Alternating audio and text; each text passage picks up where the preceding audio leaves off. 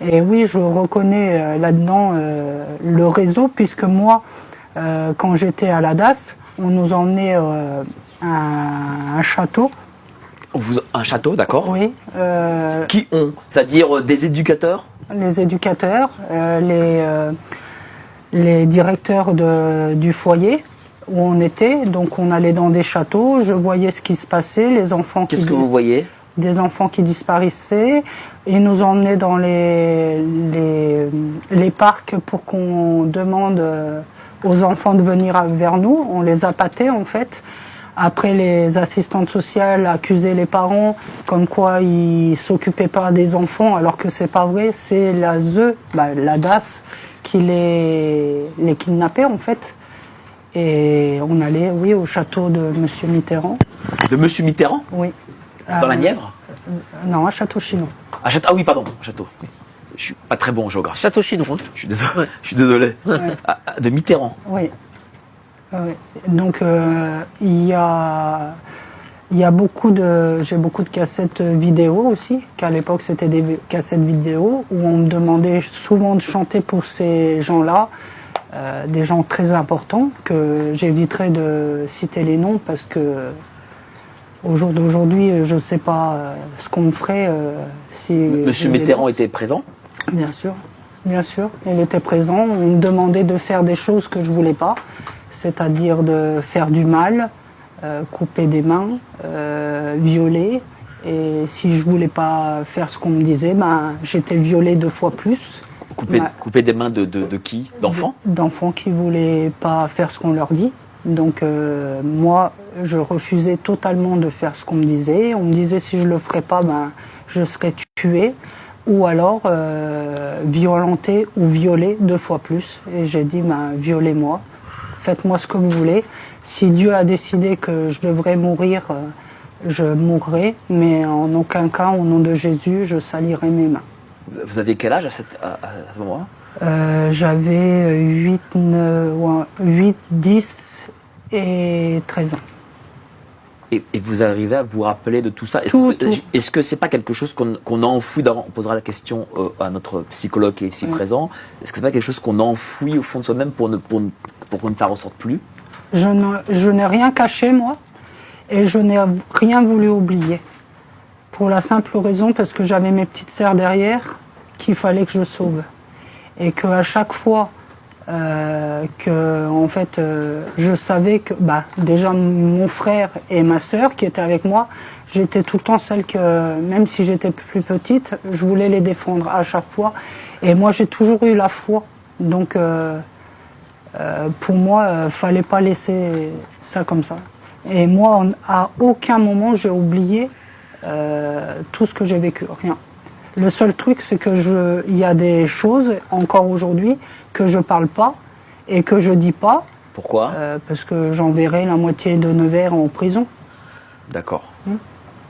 Ouais. Le témoignage il ressemble un peu beaucoup à ceux de vos enfants.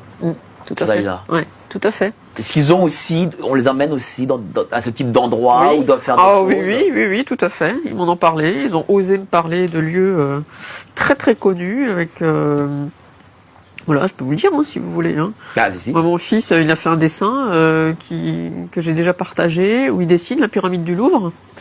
Et il met une flèche sous la pyramide du Louvre. Et il me dit que sous cette pyramide, il y a une autre pyramide à l'envers. Il n'y a jamais été, officiellement. Donc j'ai dit en effet, oui, il y a bien une autre pyramide. Il me dit voilà, là, tu vois, il y a des morts. Et il a écrit mort. Il m'avait demandé de lui écrire mort à un autre endroit. Il l'a recopié. Et je lui dis mais attends, il me dit oui, là-dessous il y a des sous-sols. Et moi j'ai vu. Donc il m'a dit que là il y avait des morts, il y avait des rituels. Donc vous voyez que ça n'a pas trop changé. On parlait de Mitterrand. Et comment ils en parlent, vos enfants? Ils sont traumatisés. Enfin, ils étaient, puisque aujourd'hui, je n'ai plus du tout le droit de leur parler. Je ne suis pas en contact avec eux. Comment ça, vous n'avez plus le droit? Je suis punie par les juges, puisque j'avais droit en me battant énormément, puisque j'ai eu, je ne sais plus combien d'avocats aujourd'hui, mais ça fait depuis 2019 que je me bats pour les protéger, demander à ce qu'ils soient à nouveau en sécurité. Et les juges m'ont donné en 4 ans 29 heures de visite médiatisée. Et je devais faire 1200 km pour les voir 2 heures. C'est quoi une visite médiatisée? Alors une visite médiatisée, c'est simple, vous êtes dans un lieu neutre, ils appellent ça un lieu neutre. Ce sont en fait des bureaux à peu près aménagés, avec quelques jouets dans un coin, une table et puis une cuisine. Et vous recevez vos enfants là, vous êtes surveillés, comme le lait sur le feu, parce que je suis dangereuse, étant donné que je parle de pédocriminalité et que je génère un conflit parental. Puisque si je porte, parce que j'ai une plainte que j'ai réouverte, qui a été classée sans suite, comme toujours, quand vous dénoncez la pédocriminalité, les plaintes sont classées sans suite. Donc là, j'ai demandé, je me suis porté partie civile avec Maître Pichon, vous connaissez. Bien sûr, qui lui aussi qui est avocat, voilà. Et qui a des problèmes aussi avec l'ASE pour le coup. Bah voilà, Fou, forcément. C'est le deuxième avocat que je connais qui a des problèmes avec l'ASE. Il y a aussi failli être désenfanté, comme par hasard. C'est quand même surprenant, hein. Bref, et donc on a le but du jeu, c'était de rouvrir cette plainte pénale, puisqu'il y a quand même des grosses preuves. On a des dossiers médicaux, on a des témoignages des enfants, on a des appels téléphoniques flagrants délit chez le père. Enfin, j'ai pléthore de preuves, plus les expertises. Et là, je demande, donc cet avocat cherche à rouvrir donc le dossier qu'il arrive même pas à obtenir pour continuer cette plainte. Et là, j'ai la dernière audience donc de janvier 2024. La juge des enfants avait suspendu les visites médiatisées à partir de septembre. Alors, j'avais vu mes enfants, je crois 3 fois 2 heures. Et elle les a suspendues parce que j'ai fait un petit passage de 5 minutes, même pas 30 secondes, je crois, sur Arte, au nom de la MAPIF, où je parle de la dangerosité de la pédocriminalité non traitée et non... Est-ce que derrière, parce que souvent, en tout cas, quand une affaire à peu près, on va dire normale, entre guillemets, c'est la mère qui a la garde. Bon. Est-ce que derrière le fait que vous n'avez plus la garde, que vous ne pouvez plus voir vos enfants, seulement les 20 C'est illégal, heures, faut savoir que c'est illégal. Hein. Oui, mais est-ce que derrière, il y a... allez, je mets les pieds dans le plat, l'éloge. Sans aucun doute, hein. Puisque, en fait, après coup, moi j'y connaissais absolument rien de tout ça. Hein. Donc, quand j'ai commencé à constater que j'étais victime de tentative de meurtre, il y en a quand même un, j'ai porté une seule fois plainte à l'époque, il est allé en prison quand même. Hein. Donc, la preuve que je raconte pas de crack. Et puis, juste avant, dans le même mois, j'avais eu aussi 2 autres agressions. Et c'est vrai que je m'étais dit, purée, toute ta vie, t'as jamais eu de problème. Et là, au moment où tu veux quitter ton ex-compagnon, poum, sans compter les empoisonnements, etc., et ensuite, j'ai remarqué aussi que dans les dossiers, j'avais les fameuses 3 étoiles, les triangles, qui couvraient dans mes dossiers des juges, des juges des affaires familiales, des juges des enfants. Ce que j'avais pas avant.